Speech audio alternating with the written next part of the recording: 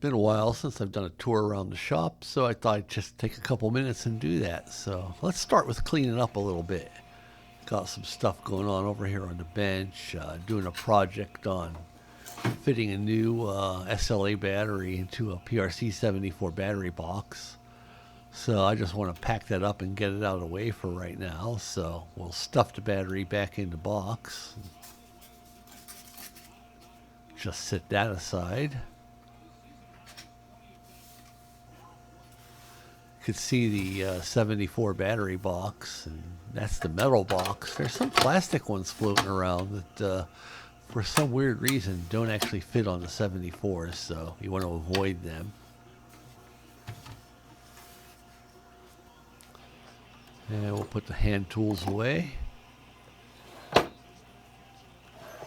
All the screwdrivers go in the bottom drawer. Then the middle drawer is where all the adapters live.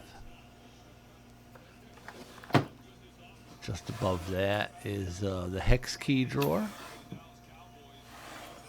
and the drill bits. And one of my favorite tools is in with the drill bits are the Greenlee punches. On the other side of the room, directly across, is the desk and computer. And you can see the old HRO and some of the parts storage, along with some of the radio equipment and project storage. Next to the bench is the computer rack, and you see the old 38616 on top, running DOS shell.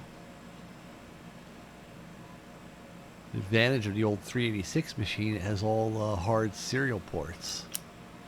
There's also, it's a P100 underneath of it running Windows XP.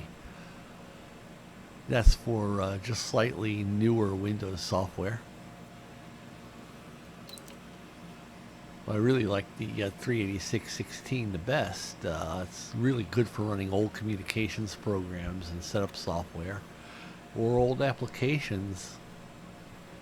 In this case, we'll go ahead and launch Doom.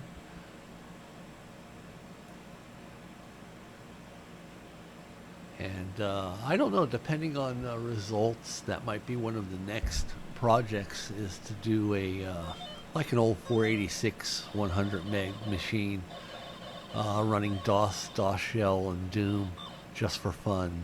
386 is a bit latchy running Doom. It's not as smooth as a newer machine would be, so that might be upcoming.